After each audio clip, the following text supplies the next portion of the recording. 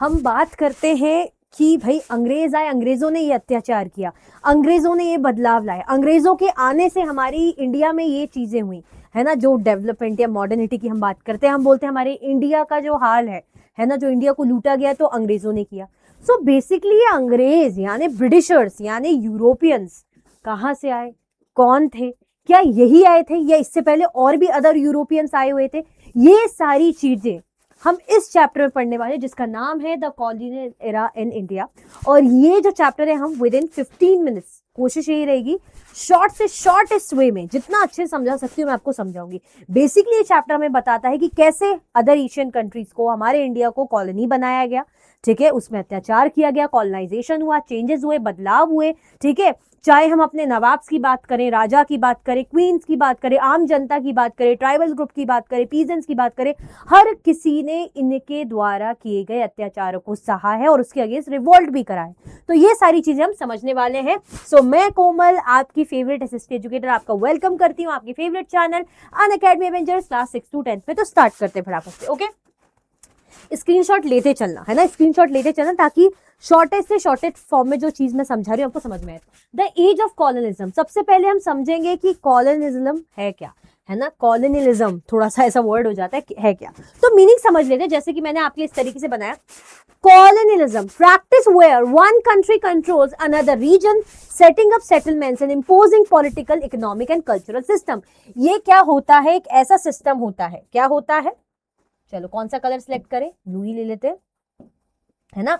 ये एक ऐसा सिस्टम होता है जहां पे एक देश दूसरे रीजन को या दूसरे देश को क्या करता है, काबू में कर लेता है, कंट्रोल करता है, वहां पर क्या करता है, अपना जो है सेटलमेंट बना लेता है, पॉलिटिकल हो, इकोनॉमिक हो या कल्चरल सिस्टम, हर चीज को क्या करके रख देता है, बदल के रख देता है। मतलब अगर मैं इंडिया से फॉर एग्जांपल मैंने राज कर लिया यूएसए में, मैंने यूएसए को कॉलोनी बना ली, तो हमारे इंडिया के जो भी कल्चर है, जो भी चीजें, वो मैंने वहां पे थोप दी जोर जबरदस्ती करके। क्यों? क्योंकि मैंने वहां पर कॉलोनी बना ली, मैंने उस देश को कंट्रोल कर लिया। अब अगर मैं किसी भी चीज को कंट्रोल करूंगी तो मैं यही चाहूंगी ना कि ये चीज मेरे हिसाब से चले। ऑब्वियसली अगर आप मुझे कंट्रोल करोगे तो आप बोलोगे जैसे हम चाहते हैं हमारी कोमल मैम स्वीट रहे, गुस्सा ना करे, तो हम मैम को वैसे ही बनाएंगे, यही करोगे ना। तो यही था कॉलोनिज्म, जहां पे एक कंट्री दूसरे रीजन को कंट्रोल करती थी, वहां पर क्या इंपोज करती थी, अपने अकॉर्डिंग, राजनीतिक हो गया, इकोनॉमिकल चेंजेस हो गए, कल्चरल सिस्टम को अपने अकॉर्डिंग ढालती थी, बदलती थी। एंशिएंट रूट्स, ये शुरुआत कहां से हुई, begin as early as the first millennium BCE with great empires. अब ये चीजें धीरे धीरे कहां से शुरू हुई, ऑलमोस्ट फर्स्ट मिलेनियम बीसीई के टाइम पे, है ना, हजारों सालों पहले की हम बात करते हैं, बीसी बिफोर कॉमन एरा, है ना, जब बड़े बड़े एम्पायर्स बनने लग गए थे, मतलब यहां से वो चीजों की शुरुआत होने लग गई। कैसे कॉलोनी बन रही है कैसे एक दूसरे पे राज कर रहे हैं, ये सारी चीजें। रिलीजियस एक्सपांशन, अब ये रिलीजन का क्या लेना देना है भाई। देखो मैं हूं, अगर मैं हिंदू हूं, मैं कहीं दूसरे देश में काबू करूंगी, कंट्रोल करूंगी, वहां पे क्रिश्चियन जनता है, जो भी है। अब मेरे अंदर एक वो आ जाएगा कि भाई मैं सब जगह से पावर एस्टैब्लिश कर रही हूं, तो मैं इनको क्यों ना हिंदू बना दूं। ऑब्वियसली मैं अगर पहाड़ी, तो मैं चाहूंगी कि सब हमारा पहाड़ी कल्चर अडॉप्ट कर ले, एक वो चीज आई जाती है। In the first millennium CE the spread of Christianity and Islam also led to colonisation of new territories. अब क्या हो रहा था, ये जो कंट्रोलिंग चल रही थी, जैसे आप लोग ने पढ़ा होगा क्लास 7 पे, है ना, या इवन इससे पहले वाले चैप्टर्स में, जो दिल्ली सुल्तान्स थे, जो मुगल्स थे, वो क्या करते थे, क्रिश्चियनिटी में कन्वर्ट करवाते थे। क्यों? क्योंकि सॉरी, इस्लाम धर्म में कन्वर्ट करवाते थे। क्यों? क्योंकि वो अपने धर्म को स्प्रेड करना चाहते थे, वो अपने धर्म को स्प्रेड करना चाहते थे। They wanted to spread their own religion, है ना। इसीलिए वो लोगों को डरा के, धमका के, जिजिया टैक्स लगा के, है ना, उनको चाहते थे कि भाई ये कैसे भी करके हम हमारे इसमें कन्वर्ट हो। ऐसे ही ब्रिटिशर्स की बात करते, यूरोपियंस की बात करते, वो भी चाहते थे भाई क्रिश्चियनिटी में कन्वर्ट हो। तो नई नई टेरिटरीज में जहां जहां जा रहे थे, वहां पे लोगों को वो कन्वर्ट कराना चाह रहे थे दूसरे धर्मों में, क्रिश्चियनिटी में या इस्लाम धर्म में। मोटिव क्या था, desire to explore unknown land and gain knowledge of geography and natural history. अब इनका पर्पस क्या था भाई, देखो पहले तो देखे कि भाई दूर दराज जो जमीनें हैं, जो समुद्र के पार वाली दुनिया है, देखे जरा वहां पे कौन रहते हैं, कैसा देश है ना, वहां से हमें नॉलेज मिल रहा है, वहां से क्या चीजें ले सकते हैं, है ना, वहां की ज्योग्राफी को समझ रहे हैं, वहां की इतिहास को जान रहे हैं, ताकि उससे कैसा क्या फायदा उठा सके। क्लेम पर्पस, अब यहाँ पे पर्पस क्या था, colonisers justified rule as a civilising mission claiming to bring progress. अब अगर मैं यहाँ पर मैं आपको कंट्रोल कर रही हूँ, है ना, आपको अपने हिसाब से पपेट बना के सारे काम करा रही हूँ, या आप पे अत्याचार कर रही हूँ, और मैं दूसरों से क्या बोल रही हूँ कि अरे मैं तो इनको सिखा रही हूँ, मैं तो इनको सिविलाइज बना रही हूँ, मैं मतलब अपने वर्ड के पीछे, सिविलाइजेशन वर्ड के पीछे मैं अत्याचार कर रही हूँ। तो यहाँ पे भी यही था, ये लोग क्या बोलते थे कि अरे हम जो रूल कर रहे हैं ना, हमने जो कॉलोनी बनाई है, हम तो बेसिकली सिविलाइज कर रहे हैं लोगों को, हम जनता को क्या कर रहे हैं, अच्छा बना रहे हैं, अपग्रेड कर रहे हैं। ऐसे रीजंस यहाँ पे ये लोग देते थे। क्लियर हो गया, आया समझ में? आई होप आपको अच्छे समझ में आएगा, इसलिए मैंने आराम से समझाया। आगे बढ़ते, स्क्रीनशॉट लेते जाना, इसलिए मैं साइड में पढ़ा रही हूँ। रियलिटी क्या थी, लेकिन असलियत ये थी कि ये हमारी आजादी छीन रहे थे, है ना, ये हमारे पे अत्याचार कर रहे थे, हमारे कल्चर को डिस्ट्रॉय कर रहे थे, है ना। इंपैक्ट क्या पड़ा, world connected, tech grew, but benefits went to colonisers. अब मॉडर्न तो हो रहा था हमारा जमाना, चेंजेस तो हो रहे थे इंडिया में भी, अदर कॉलोनीज में भी, लेकिन फायदा तो इन लोगों को हो रहा था ना, जिन्होंने हमें गुलाम बना रखा था। हमारा क्या फायदा, अगर मैं बोलूंगी कि अरे भाई मैं आप लोगों के एरिया में आ रही हूँ और मैं आप ही लोगों पे अत्याचार करके आप ही लोगों को अपना गुलाम बना के काम करा रही हूँ, और बोल रही हूँ देखो देखो आपका एरिया कितना डेवलप हो रहा है, हम ग्रो कर रहे हैं, लेकिन वो ग्रोथ का फायदा, वो प्रॉफिट तो मेरी जेब में जा रहे हैं ना, आपके साथ तो एक्सप्लॉयटेशन हो रहा है, आपका तो फ्रीडम छिन रहा है। तो काहे का जो है फ्रीडम, काहे का सिविलाइजेशन, रियलिटी तो ये है, एक्सप्लॉयटेशन हो रहा है, हमारे कल्चर को डिस्ट्रॉय किया जा रहा है, आप अपना फायदा लेके, सारा फायदा आपके पास जा रहा है, और हम यहाँ पे नुकसान सह रहे हैं, जिनकी जमीनों पर आप आए हैं। रिजल्ट क्या था, colonise people face great suffering, और जो बेचारे जिनको गुलाम बना रखा था, जिनको कॉलोनाइज करके रखा था, कॉलोनी में बना रखा था, बेचारों ने बहुत ज्यादा जुल्म यहाँ पे सहे थे, है ना, वो सफर कर रहे थे। यूरोपियंस इन इंडिया, अब यूरोपियंस आते हैं भारत में, है ना। अगर हम बात करें यहाँ पे ट्रेड लिंक्स की, यहाँ पे बात की जाती है, सबसे पहले India traded with Greeks and Romans 2000 plus years ago. India और ग्रीक्स, इंडिया का ग्रीक्स के साथ और रोमन्स के साथ 2000 सालों पहले से ट्रेड चलता आया है ना। हम सिविलाइजेशन की बात करते हैं, हड़प्पा वगैरह की, तो हम चाहे हमारे सिविलाइजेशन की बात करें, अदर सिविलाइजेशन की बात करें, इनका आपस में ट्रेड चलता आया है। एक्सपोर्ट, क्या क्या एक्सपोर्ट करते थे, मसाले वगैरह, cotton, ivory, gems, sandalwood, teak, wood, steel, ये सारी चीजों का एक्सपोर्ट होता था, यानी हमारे यहाँ से सामान बाहर जाता था, क्योंकि इसकी डिमांड थी भैया। Global power, till 16th century CE India was a major economic and cultural hub. अगर हम बात करें 16वीं शताब्दी तक, हमारा जो इंडिया था एक बहुत बड़ा इकोनॉमिक और कल्चरल हब था। हमारे इंडिया के कल्चर के चर्चे थे, हमारे इंडिया की इकोनॉमी के चर्चे थे, मतलब रिच टाइप की एक अच्छी लेवल की कंट्री बन चुकी थी, क्योंकि अच्छा खासा हमारा सामान लोगों को पसंद आता था, जो अच्छे भारी मात्रा में एक्सपोर्ट होता था, तो पैसा तो हमारे पास आएगा ना। अगर मेरा सामान बाहर बिकेगा तो पैसा आ रहा है, यानी इन हो रहा है ना, ठीक है, तो ये तो अच्छी बात है। Wealth contributed nearly 1/4 of world GDP along with China. अगर चाइना के साथ मिलाकर की बात करें तो वर्ल्ड की जीडीपी में इंडिया का जो कंट्रीब्यूशन था लगभग 1/4 था, 1/4 था, तो भाई अच्छा था। European visitors describe India flourishing with strong manufacturing and farming. जो बाहर से लोग आते थे उन्होंने बोला भाई ये जो भारत देश है बड़ा ही समृद्ध देश है, फला फूला देश है, चाहे हम खेती बाड़ी की बात करें, चाहे हम सामानों की बात करें, मैन्युफैक्चरिंग की बात करें, हर चीज में एक अच्छी ग्रोथ, एक अच्छा जो है ना, समृद्ध जीवन हमें यहाँ लोगों का देखने को मिलता है, मतलब यहाँ पे ये चीजें देखने को मिलती है, यानी बेसिकली बहुत अच्छा था। सब तारीफ करते थे, जब हम पूछते हैं अरे यार वो शहर देखो क्या सुंदर शहर है, क्या लोग वहाँ के पैसों वाले लोग हैं, वहाँ पे तो क्या खेती बाड़ी होती है, हम तारीफ करते ना, तो वही वाली बात है। Trade networks, vast internal external route, चाहे हम इंटरनल रूट्स की बात करें, ट्रेड रूट्स की, है ना, ऐसे रास्ते जहां से ट्रेड होता है, ट्रैवलिंग होती है, तो ट्रेड रूट्स चाहे इंटरनल हो चाहे एक्सटर्नल हो, अच्छे खासे देखने को मिलते हैं। Result, India's wealth attracted European colonial powers, और यही रीजन था कि इंडिया की जो वेल्थ थी, कि इतनी अच्छी खासी कंट्री, सोने की चिड़िया बोलते थे, इतना अच्छा खासा पैसा, फार्मिंग, खेती, है ना, जमीन भी बड़ी फर्टाइल है, सब कुछ अच्छा है, तो भैया ये जगह तो हमें अट्रैक्ट कर रही है और इसको तो हमें लूटना है, इससे तो ज्यादा से ज्यादा फायदा उठाना है बेसिकली, ठीक है, क्लियर हो गया। इसीलिए जो है कॉलोनीज यहाँ पे बनी थी। The Portuguese commerce and atrocities, अब पोर्तुगीज आते, सबसे पहले पोर्तुगीज आते हैं 1498 में। वास्को डी गामा जो है कपड़ जो है केरला में आए, उन्होंने डिस्कवर किया, देखा। 1510 में गोवा कैप्चर किया गया और कैपिटल बना दी, है ना, पोर्तुगीज जो थे इंडिया में, उनकी क्या बना दी इन्होंने, कैपिटल बना दी। इन्होंने शुरू किया कारताज सिस्टम, जहां पे क्या था, ट्रेड करते थे, तो आप क्या करते थे, पास का इस्तेमाल करो, भाई पास दिखा करके आप ट्रेड कर सकते हो, है ना, जैसे बोर्डिंग पास वगैरह दिखा करके आप प्लेन में चढ़ पाते, तो वैसे ही समझ लो। यहाँ पे मसालों की मोनोपोली इन्होंने ले रखी थी, कि मसाले तो भाई हम ही डील करेंगे, मसालों से और कोई ट्रेड नहीं करेगा, हम ही करेंगे, क्योंकि मसालों की डिमांड यूरोप में बहुत अच्छी थी, तो मसालों का पूरा मोनोपोली इन्होंने ले रखा था। मोनोपोली यानी कोई एक ही कंपनी है जो बेच रही खरीद रही। गोवा इंक्विजिशन 1560 टू 1812 की बात करें, इन्होंने लोगों पे अत्याचार किया, टेम्पल को भी बनाया, लेकिन लोगों को जबरदस्ती यहाँ पे क्या करा, कन्वर्ट करने की जो है, सॉरी कंस्ट्रक्शन बोल रही मैं, ध्यान वही मैं सोचू पढ़ते पढ़ते, डिस्ट्रक्शन, टेम्पल्स को तबाह करा, तोड़ ताड़ी मचाई है ना, और लोगों को फोर्सफुली यहाँ पे कन्वर्ट कराया गया। ठीक है, क्लियर हो गया। अब आते हैं डच। कॉमर्स एंड कंपटीशन, इनका भी पर्पस ट्रेड था और कंपटीशन भी था। 17th सेंचुरी में डच आए थे स्पाइस ट्रेड के लिए, है ना। डच क्यों आए थे भाई, मसालों का ट्रेड करने के लिए, और हमने देखा यहाँ पे स्पाइस की मोनोपोली तो पोर्तुगीज लोगों ने ले रखी है। वीओसी सेटअप सेंटर्स एट सूरत, कोचिन, नागापट्टिनम। अब यहाँ पे क्या था, इन्होंने क्या करा, अपना जो है सेंटर्स यहाँ पे सेटअप करे, है ना, यहाँ पे अपना सेंटर बना दिया, बेस बना दिया, सूरत, कोचिन, है ना, नागापट्टिनम। 1748 में लेकिन जो मार्तंड वर्मा थे त्रवणकोर के राजा, उन्होंने डच के, है ना, जो है कोलाशल विक्ट्री जो हुई थी, मतलब ये जो इनका बैटल हुई थी उसमें हरा दिया था डच को। तो ये पहली ऐसी विक्ट्री बोली जाती है जो किसी एशियन ने या इंडियन ने किसी यूरोपियन को हराई हो, है ना। क्लियर हो गया, तो यहाँ पे डच का खात्मा रहता है। उसके बाद अगर हम बात करें, यहाँ पे फ्रेंच आते हैं, कॉलोनियल एम्बिशन। अब फ्रेंच जो थे उनका एम्बिशन तो कॉलोनी बनाना था।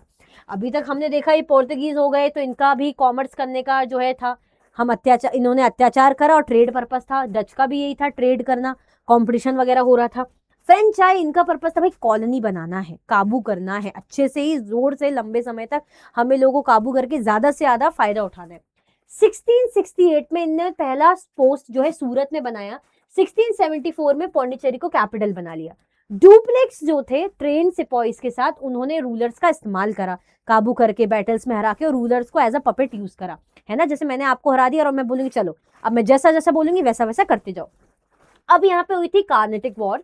कार्नेटिक वॉर की बात करें, ब्रिटिशर्स के साथ जो इनकी वॉर हुई थी अंग्रेजों के साथ, 1746 टू 63, ये ब्रिटिशर्स के हाथों हार गए थे। ठीक है, ब्रिटिश के हाथों हार गए थे और इनके पास सिर्फ पौंडीचेरी रह गया था। तो ऐसे करके यहाँ पर आती है ब्रिटिश, है ना, जो सक्सेसफुली इंडिया में जिन्होंने अच्छे से राज करा। एंटर्ड लास्ट, रूल 200 ईयर्स, ये सबसे आखिरी में आए। सबसे पहले पोर्तुगीज आए, उसके बाद डच आए, उसके बाद फ्रेंच आए, लेकिन ब्रिटिश लास्ट में, और सबसे ज्यादा रूल लगभग 200 साल, डबल सेंचुरी की बात करें, 2 सदियों तक इन्होंने राज करा। Used trade war diplomacy for control. अब ये कंट्रोल कैसे करते थे, इन्होंने ट्रेड का इस्तेमाल करा, है ना, व्यापार करने तो आए थे फायदा उठाने, वॉर करा और दिमाग का इस्तेमाल करके, है ना, कूटनीति का इस्तेमाल कर करके धीरे धीरे इन्होंने इंडिया के राजाओं को, इंडिया के लोगों को कंट्रोल करा, इंडिया की सीमाओं पे अपना अधिकार जताया। Transformed India's economy and governance. अब भाई जब आप इतना ही जो है हर चीज में अपना दिमाग लगा रहे हो, आप सब चीजों में डोमिनेट कर रहे हो, तो ऑब्वियसली आप हर चीज अपने हिसाब से ही करोगे। आप इंडिया की इकोनॉमी हो या इंडिया की गवर्नेंस हो, सब अपने हिसाब से चलाओगे ऑब्वियसली। क्लियर हुआ कि नहीं हुआ, चलो। From traders to rulers. अब पहले तो ट्रेड करने ही आए थे आराम से कि भाई हम ट्रेड करेंगे, हमारा पर्पस है यहाँ पे ट्रेड करना, लेकिन ये ट्रेडर से रूलर कैसे बन गए। मैं अगर आपके एरिया में आई हूँ ट्रेड करने, तो ऐसा क्या रीजन हो गया कि मैं अब आपके एरिया में ट्रेड करने के साथ साथ अब मैं वहां पे हेड बन गई हूँ, कुछ तो रीजन होगा। तो रीजन देखते हैं यहाँ पे क्या बात की जा रही है। British conquest begin through trade not war. अगर जो ब्रिटिशर्स आए थे ना, उन्होंने शुरुआत की थी ट्रेड से, उनका पर्पस ऐसे वॉर वगैरह ऐसा नहीं था, ट्रेड की उनकी शुरुआत थी। East India Company formed in 1600 by Queen Elizabeth one charter. East India Company जो है 1600 में फॉर्म हुई थी, जिसमें जो क्वीन एलिजाबेथ वन थी उन्होंने इनको चार्टर इश्यू कराया था, एक तरीके की परमिशन थी, है ना, कि आप क्या कर सकते हो, आप ही जो है ईस्ट में जाके ट्रेड कर सकते हो, मतलब यूएस, यूके की, इंग्लैंड की और कोई दूसरी कंपनी ईस्ट में जाके ट्रेड नहीं कर पाएगी, सिर्फ कौन करेगी, ईस्ट इंडिया कंपनी करेगी। क्यों, क्योंकि महारानी जी ने यहाँ पे आपको फरमान दे दिया है, चार्टर इशू कर दिया है। ठीक है, मतलब आप समझ रहे हो कि आप लोग 8th क्लास में, तो 8th क्लास से सिर्फ एक ही बच्चा जो है कॉम्पिटिशन में जा सकता है, बाकी लोग नहीं जाएंगे। क्यों, क्योंकि आपकी जो क्लास टीचर है उन्होंने बोला है सिर्फ यही बच्चा जाएगा, है ना। क्लियर हो गया। Given powers to trade and raise army. आपके पास पावर है भाई, आप ट्रेड करेंगे और आप आर्मी रख सकते हैं, ये पावर उन्हें मिल गई।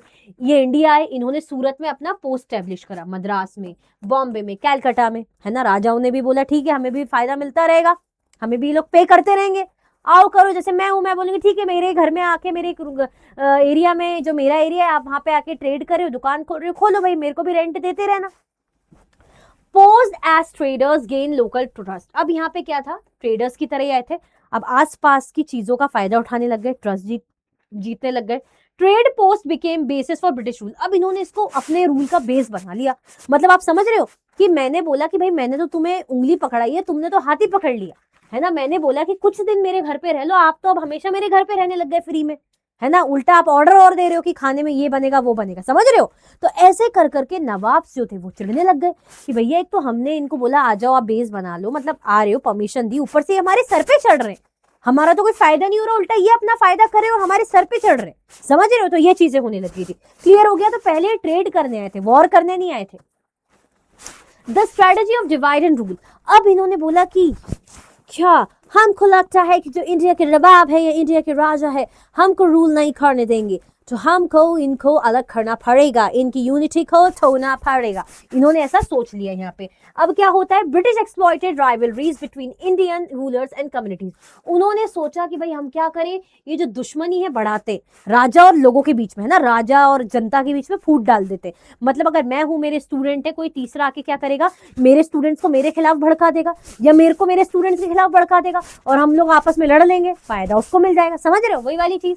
अब होती है बैटल ऑफ प्लासी 1757 में, जिसमें रॉबर्ट क्लाइव क्या थे, मीर जफर के साथ मिलकर के उन्होंने सिराजुद्दौला को हरा लिया था। और यहीं से ब्रिटिश पावर स्टार्ट हुई थी। क्यों? क्योंकि सिराजुद्दौला बंगाल के जो है नवाब थे। अब ऐसे में जो ब्रिटिशर्स थे वो लोग टैक्स वो पे नहीं करते थे, ड्यूटी पे नहीं करते थे। तो सिराजुद्दौला ने बोला कि भैया आप हमारे यहाँ पे ट्रेड कर रहे हो, आप ड्यूटी तो दो। मतलब यही बात है ना कि आप मेरे घर पे, मेरे घर में आपने रूम ले रखा है, कमरा ले रखा है, वहां से आप दुकान चला रहे हो तो रेंट तो दो, लेकिन आप रेंट नहीं दे रहे, ऊपर से उल्टे जवाब और दे रहे हो। तो ऐसे में जो है सिराजुद्दौला को बहुत गुस्सा आई थी, उन्होंने बहुत जो है वार्निंग्स भी दी, बट स्टिल ब्रिटिशर्स लोगों ने जो है उसको इग्नोर करा, ऊपर से और उल्टे जवाब दिए। तो ऐसे में बैटल ऑफ प्लासी हुई थी, जिसमें लीड कौन कर रहा था, रॉबर्ट क्लाइव, और यहाँ पे बंगाल की तरफ से सिराजुद्दौला लीड कर रहे थे। और ऐसे में सिराजुद्दौला हार गए थे। क्यों? क्योंकि उनके जो जनरल थे मीर जफर, उन्होंने गद्दारी कर दी थी, वो रॉबर्ट क्लाइव के साथ मिल गए थे। और क्या लगाया, doctrine of lapse, annex states without male heir. अब यहाँ पे इन्होंने क्या करा, मतलब ये तरीके हैं कि किन किन तरीकों से इन्होंने इंडिया में टेरिटरी स्टेब्लिश करी, है ना। एक तो हो गया कि भाई बैटल ऑफ प्लासी जीत गए, तो यहाँ पे इनका हौसला बढ़ गया, यहाँ पे इनको गवर्नर जो है बंगाल का पूरा जागीर मिल गया, है ना, दीवानी मिल गई, पैसा वैसा सब इनके पास जाएगा।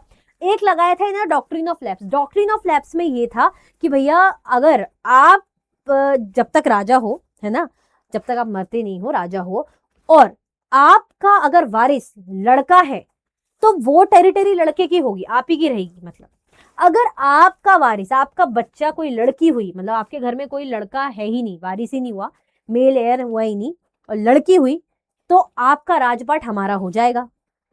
आप अपने भतीजे, भांजे, भाई किसी को नहीं बिठा सकते। अगर आपका खुद का बेटा नहीं है, सगा बेटा नहीं है, आपकी टेरिटरी हमारी हो जाएगी। तो ये था डॉक्ट्रिन ऑफ लैप्स, ठीक है।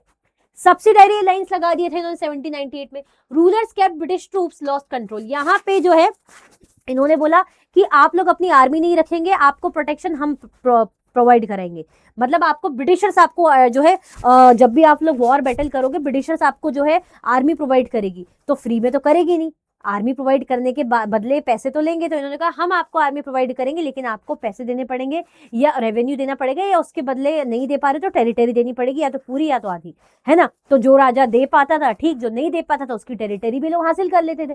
तो इन कुछ तरीकों से धीरे धीरे ये अपना टेरिटरी और डोमिनेंस एक्सपांड करते गए। Built empire on the cheap, मतलब इन्होंने इतने सस्ते दिमाग लगा लगा के, कूटनीति कर करके, ज्यादा वॉर किए बिना ही इन्होंने इतनी बड़ी बड़ी टेरिटरी बना लिया। ने दिमाग से, समझ रहे हो कि सस्ते में काम हो गया, वही वाली बात है, दिमाग से खेल के।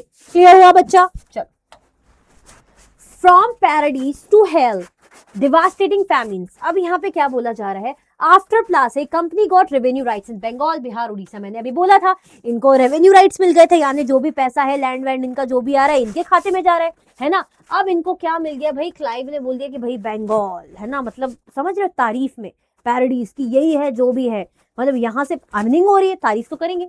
Heavy tax collection despite crop failure led to 1770 famine, 10 million death। अब यहाँ पे क्या होता था, मैं किसान हूँ, वैसे ही मेरी फसल ढंग से उग नहीं रही है, ऊपर से मुझे बोला कि फसल तेरी उगे नहीं उगे, टैक्स तो तू उतना पे कर। मैं कहाँ से पे करूंगी, उधार ले लेके किसी ना किसी दिन तो हालत खराब हो ही जाएगी, कब तक कोई मुझे उधार देगा, है ना। ऐसे में बहुत गरीबी आती गई, मनी फ्लो बंद हो गया, है ना, क्रॉप फेल हो रही है, बट स्टिल जो है टैक्स कलेक्ट करने को बोला जा रहा है। ऐसे में लोग भुखमरी से मरने लगे। 1770 में बंगाल में फैमिन आता है, लगभग 10 मिलियन जो है यहाँ पे डेथ हो जाती, महामारी भुखमरी से। आप समझ रहे हो कि कितनी ज्यादा गरीबी हो गई होगी। Company raise taxes even during famine, और कंपनी इतनी जो है निर्दयी, ब्रूटल, इतनी बुरी क्रूअल हम कह सकते हैं कि देख रही है कि लोग भूख से मर रहे हैं, जाने जा रही हैं, मिलियंस ऑफ डेथ हो रही, बट स्टिल उन्होंने यहाँ पे रेवेन्यू वो बढ़ाते गए, कोई दया उन्होंने यहाँ पे नहीं दिखाई। मतलब ऐसे हालत हो गए थे, आप देख रहे हो पूरा रिप्स वगैरह सब दिख रही, कैसे बेचारे भूखे हैं, ठीक है, फिर भी वो जो है टैक्स बढ़ाते गए। इतना अत्याचार होता था। आज जो हम खाना फेंक रहे हैं ना, हम देखो हमारे पुराने लोगों ने कितना सहा है। 50 to 100 million died in famines under British rule. अगर प्रॉपर ब्रिटिश रूल की बात करें तो लगभग 50 से लेकर 100 मिलियन तक जाने गई है। Relief camps were few and इनएडिक्वेट। अब जो इनके रिलीफ कैंप्स भी बने होते थे, दिखावे के लिए बने होते थे, वो भी प्रॉपर नहीं होते थे, बस ऐसे ही बना दिया कि फॉर्मेलिटी के पर्पज से। Officials oppose full relief, blame proof for seeking help. इन्होंने ऑफिशियल्स जो थे वो भी निर्दयी, उन्होंने बोला नहीं नहीं हम पूरी फैसिलिटी प्रोवाइड नहीं करेंगे, जो लोग सह रहे हैं हम उनको पूरा ऐसा रिलीफ ऐसा प्रोवाइड नहीं करेंगे।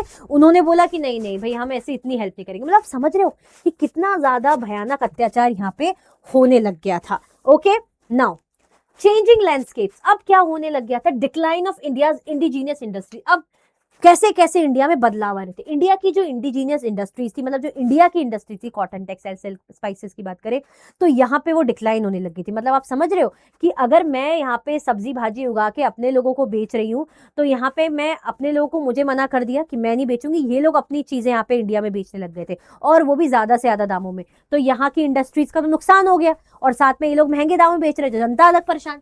Dismantling traditional governance structures. जो पहले से हमारे गवर्नेंस स्ट्रक्चर्स बने हुए थे, जो हमारा अपना सरकारी जो है ढांचा था, जो भी रूल्स रेगुलेशन, हर चीज को इन्होंने तोड़ा मरोड़ा, अपने हिसाब से नई चीजें लाए। Transforming Indian education, creating brown Englishman. इन्होंने बोला नहीं नहीं, इंडिया की जो एजुकेशन है हिंदी पारसी ये सब उर्दू उसमें नहीं होगी, अब जो भी होगी इंग्लिश में होगी, इंग्लिश को बढ़ावा दिया गया। Reshaping economic structures to serve imperial needs. इन्होंने जो भी रेवेन्यू सिस्टम, टैक्स सिस्टम में भी बदलाव लाए, ताकि फायदा किसके पास जाए, फायदा राजा, मतलब उन रूलर्स के पास फायदा जाए। रूलर्स मतलब वही जो है ये शाही जो है अंग्रेज, इन लोगों के पास फायदा जाए। तो इस तरीके से चाहे पैसों का मामला हो, चाहे हमारी लोकल इंडस्ट्रीज की बात करें, चाहे हम हमारी गवर्नेंस स्ट्रक्चर की बात करें, चाहे हमारी पढ़ाई लिखाई एजुकेशन की बात करें, हर जगह इन्होंने बदलाव ले आए थे। मतलब पूरा चेंज करके रख दिया था। इसी को तो कॉलोनाइजेशन बोलते हैं कि पॉलिटिकली, इकोनॉमिकली, सोशली, कल्चरली हर जगह से इन्होंने तख्ता पलट करके रख दिया था अंग्रेजों ने, ठीक है, डोमिनेट करने लग गए थे। Early resistance movements challenging colonial authority. अब पर क्या किसी ने रेजिस्ट करा? अरे इंसान कब तक सहेगा, हद होती है हर चीज की, है ना, हद होती है हर चीज की। हर कोई डरपोक नहीं होता, कोई ना कोई इस पे हिम्मत वाला निकलता है, और ऐसे ही करके बहुत से लोगों ने अंग्रेजों के जो है अत्याचारों के अगेंस्ट आवाज भी उठाई। सन्यासी फकीर रिबेलियन हुआ था 1770 में। ऐसा ऑर्गेनाइजेशन था जिन्होंने बंगाल में रिवोल्ट किया था जब फैमिन आ गया था, भाई गरीबी आ गई थी, भुखमरी आ गई थी, महामारी आ गई थी, ऐसे में इस जो ग्रुप ने इन्होंने रिबेल करा था। ट्राइबल अपराइजिंग भी हुई थी, मतलब आदिवासी ग्रुप ने भी करा था, क्योंकि उनसे उनकी जमीनें छिन गई थी, जंगल छिन गए थे, है ना, उनसे उनका फ्रीडम छिन गया था। जंगलों में रहने वाले लोग, उन्हीं के घरों से उनको अगर आप निकालोगे, उनसे उनकी आजादी छीनोगे, वो वहां की चीजों का इस्तेमाल नहीं कर सकते, रह नहीं सकते, तो रिबेल तो करेंगे ना कभी ना कभी। तो ट्राइबल अपराइजिंग हुई थी। कोल अपराइजिंग 1831-32, यहाँ पे छोटा नागपुर ट्राइब्स थी, उन्होंने भी जो उनके साथ अनफेयर लैंड पॉलिसीज लगाते थे, कुछ भी लैंड रेवेन्यू, लैंड को लेकर जो भी मन मर्जी लोग पॉलिसीज बनाते थे, थोपते थे, उसके अगेंस्ट इन्होंने प्राइस करा। संथल रिबेलियन हुआ, है ना, 1855 to 56, ये सिद्धू एंड कनु मुर्मू ने स्टार्ट करा था, है ना, जो लैंडलॉर्ड्स और मनी लैंडर्स है ना, जो उधार वगैरह देते हैं, जो जमींदार होते हैं, उनके अगेंस्ट इन्होंने रिबेल करा था, जो क्योंकि वो लोग अत्याचार करते थे आम जनता पे। Peasants uprising due to harsh taxes and land laws under British। अब किसानों ने भी जो है यहाँ पे क्या करा, रिबेल करा। क्यों? क्योंकि उनके साथ उन पे टैक्स लगाया जा रहा। अब वो टैक्स पे नहीं कर पा रहे तो उधार ले रहे, उधार भी नहीं चुका पा रहे, तो ऐसे में जो है उनसे उनकी जमीनें छिन रही थी कि ठीक है तुम पैसा नहीं दे पा रहे, कोई बात नहीं, तुम्हारी जमीन हम बढ़ा लेंगे। बेचारे यहाँ पे परेशान हो गए थे, ये सारी चीजें हो रही थी। इंडिगो रिवॉल्ट हुआ था 59 to 62 में। Farmers in Bengal protest force indigo cultivation. यहाँ पे फार्मर्स को कहा जाता था भैया आप अपने खेतों में राइस व्हीट नहीं उगाओ, आप इंडिगो उगाओ, अनाज वनाज नहीं, अब आप इंडिगो उगाओगे। क्यों? क्योंकि इंडिगो की डिमांड यूरोप में ज्यादा थी और अच्छे खासे दामों में बिकता था। और बेचारे किसान यहाँ पे जी जान से मेहनत करते थे, उल्टा उनकी फसल वो उगा नहीं पा रहे, जमीनें अलग खराब हो जाती थी इंडिगो के कारण, ऊपर से पैसा भी इतना नहीं मिलता था। तो इंडिगो रिबेलियन भी बहुत खतरनाक तरीके से हुआ था। तो ये रेजिस्टेंस या ये रिबेल हमें यहाँ पे देखने को मिलते हैं अंग्रेजों के खिलाफ। ठीक है, क्लियर हो गया। The great rebellion of 1857। अब होता है 1857 का बहुत बड़ा रिवॉल्ट, है ना, जब तो अंग्रेजों की भी हालत खराब हो गई थी। Known as great rebellion, not sepoy mutiny, हम इसको कह सकते हैं ग्रेट रिबेलियन, इसको सिपॉय म्यूटिनी कहेंगे। बेसिकली बोला जाता है कि सिपॉइज जो थे, सिपाही जो थे बेसिकली, उन्होंने अपने ऑफिसर को, वो ऑफिसर के कोई भी ऑर्डर को मानने से मना कर दिया था, तो जिसको बोला जाता था म्यूटिनी। लेकिन ये ग्रेट रिबेलियन था, है ना। कॉज, अब रीजन क्या था, शुरुआत हम बोलते ना चिंगारी भड़कना। देखो पीजेंट शामिल हुए, आम जनता शामिल हुई, नवाब राजा शामिल हुए, बात की बात है, लेकिन ये चिंगारी कहाँ से फूटी, है ना, कहीं से तो शुरुआत हुई होगी। अब यहाँ पे खबर फैली थी कि जो यूरोपियन जो है इनमें अंग्रेजों के जो है उसमें आर्मी में इंडियंस भी थे, है ना, इंडिया की जनता भी थी जिनको सिपाही बनाया हुआ था इन्होंने। तो यहाँ पे खबर फैली कि ये क्या चाहते हिंदू मुस्लिम जो हमारी जनता है उनको कन्वर्ट कराना चाहते हैं, है ना, मतलब उनका धर्म भ्रष्ट बेसिकली करना चाहते हैं।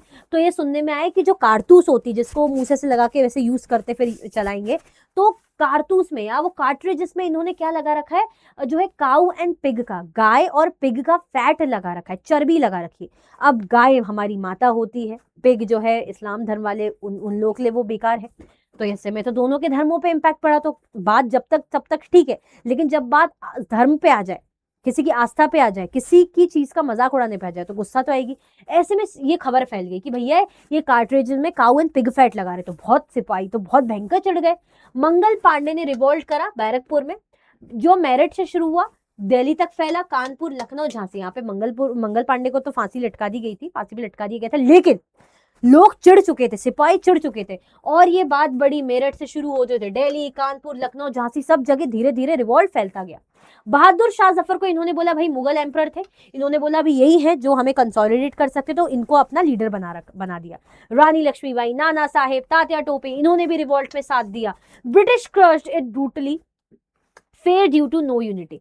ब्रिटिशर्स वैसे तो घबरा गए थे, हालत खराब हो गई थी, लेकिन फिर भी उन्होंने जैसे तैसे करके इन लोगों को रोक लिया, मतलब इन लोगों के रिबेल को कंट्रोल कर लिया, क्योंकि यहाँ पे यूनिटी नहीं थी। मतलब चीजें थी, कोई कहीं से रिवोल्ट करे, कोई कहीं से रिवोल्ट करे, लेकिन एक प्रॉपर सेगमेंट नहीं था, समझ रहे हो, प्रॉपर स्ट्रक्चर्ड वे में नहीं हो रही थी चीजें।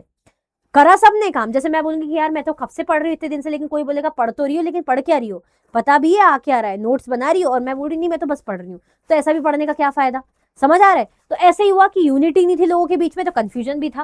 1858 में ब्रिटिश क्राउन ने कंट्रोल ले लिया था कंपनी से। अब यहाँ पे क्या होता है, 1858 में ब्रिटिश सरकार बोली कि नहीं, ये ईस्ट इंडिया कंपनी जो है ये अत्याचार कर रही है लोगों पे, और ये रिवॉल्ट बड़ी मुश्किल से रुका है, तो हम संभालेंगे बेसिकली। अब इंडिया पे हम रूल करेंगे प्रॉपर तरीके से, डायरेक्ट ब्रिटिश गवर्नमेंट इंग्लैंड से वहां से रूल करेगी, है ना। ईस्ट इंडिया कंपनी के हाथ से इन्होंने पूरा जो है वो छीन लिया था।